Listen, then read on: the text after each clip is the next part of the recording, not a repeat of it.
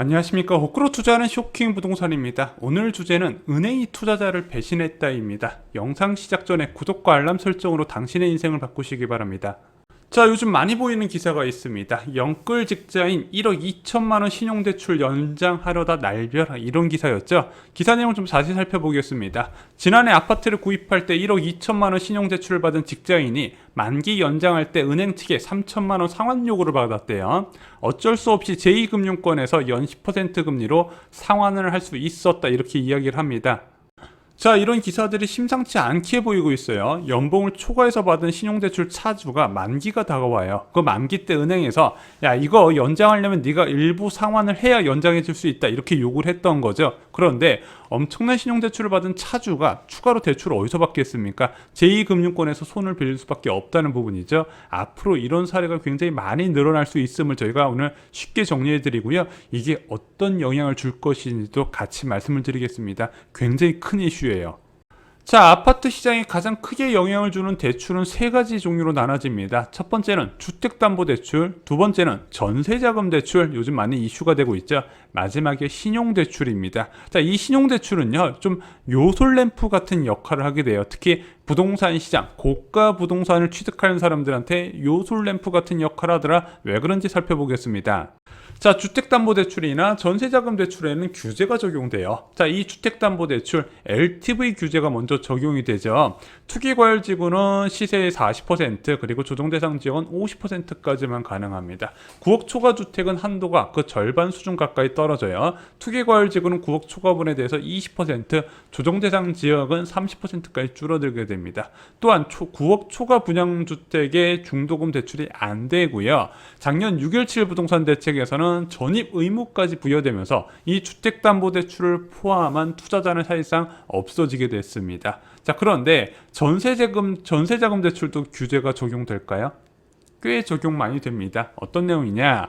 최대 대출 한도가 일단 5억까지밖에 안 되고요. 9억 초과 주택 보유자의 대출은 회수나 제한이 들어가게 됩니다. 또한 투기과열지구의 3억 초과 신규 아파트 취득자 역시도 대출의 회수 또는 제한이 들어간다는 부분이죠. 이런 이유 때문에 이런 주택담보대출을 끌어쓰거나 전세자금대출을 끌어서서 갭 투자하는 부분이 사실상 쉽지 않은 거예요. 그런데 작년 7월에요. 있을 수 없는 상황이 펼쳐지게 됩니다. 4대 시중은행 대출금리 추이를 볼 때 2020년 7월 말에 신용대출 금리가 1등급 기준으로 1.99%예요. 주택담보대출 코픽스 변동금리보다 낮게 적용이 됐다는 겁니다. 자, 무담보대출인 신용대출 금리가 주택담보대출 금리보다 낮아진 상황, 이게 여러분들 이해가 되시나요? 자, 그리고 은행들 간에 워낙 과도한 신용대출 유치 경쟁이 붙으면서 연봉의 2배를 넘어서 2억에서 3억까지 대출해주는 상황이 펼쳐졌다는 거죠. 4대 시중은행에서 2% 미만의 신용대출 금리에다가 아이고야, 한도까지도 200% 이상 해줘버리네. 그러면 이금융권에서 말할 필요도 없었다는 얘기예요.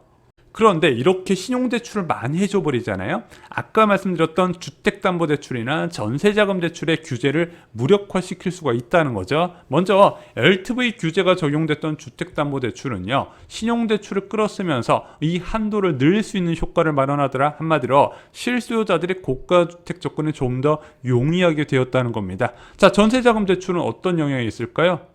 이게 아파트 구입 제한이 된다 말씀드렸죠. 회수가 들어가더라. 그런데 보유자금을 원래 전셋집에 넣어야 되는데 이 전셋집에 안 넣고 전부 다 갭 투자해버려요. 그리고 나서 신용대출 한 3억 받은 다음에 그 3억 플러스 알파 반전세에 들어간다는 부분이죠. 그래서 갭 투자도 할 수 있고 좀 더 부담을 완화시키면서 월세 살이를 할 수 있었다는 겁니다.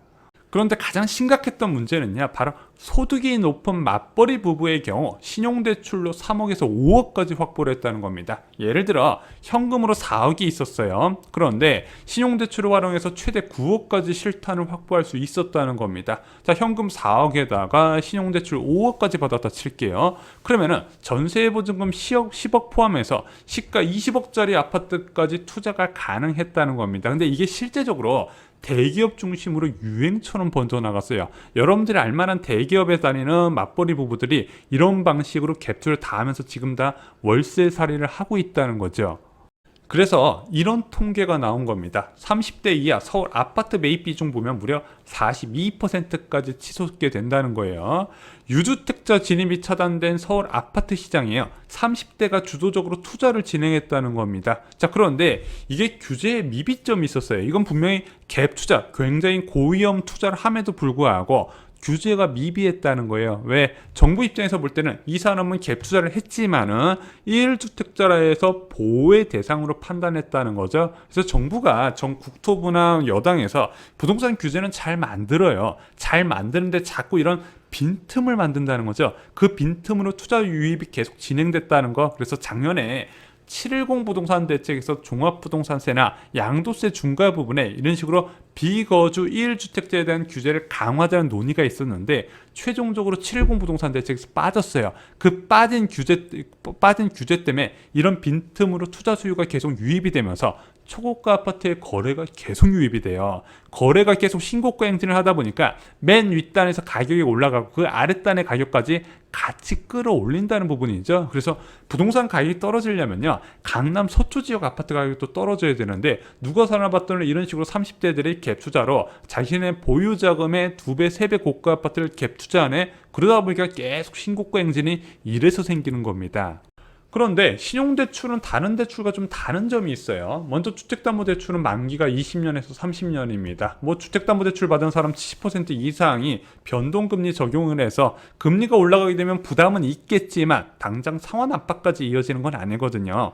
자, 전세자금대출 만기 2년이죠. 만기가 되면 대체적으로 연장을 해주게 됩니다. 근데 이것도 조만간 바뀔 가능성이 있어요. 왜냐면은 시세 80%까지 해주는 부분 또는 5억까지 대출해주는 부분에 대해서 제가 볼 땐 조만간 규제가 들어갈 가능성이 있습니다. 이건 다음에 정리를 드릴게요. 신용대출 같은 경우는요, 만기가 1년이에요.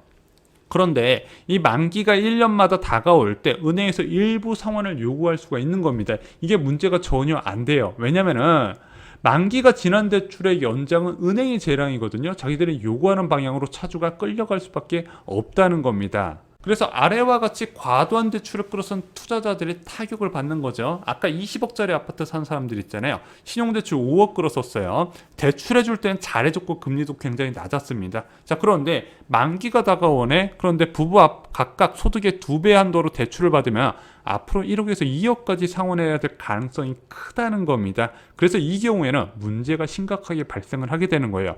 야, 그 정도로 뭐 좋은 대기업 다닌 사람들이 이거 상환 못할까?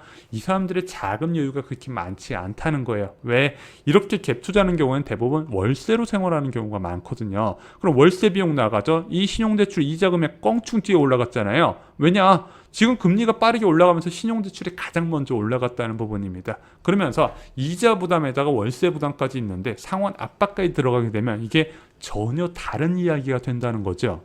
그럼 작년에 좋다고 신용대출 해줄 때는 언제고 왜 이제 와서 회수를 해갈까 궁금하시죠?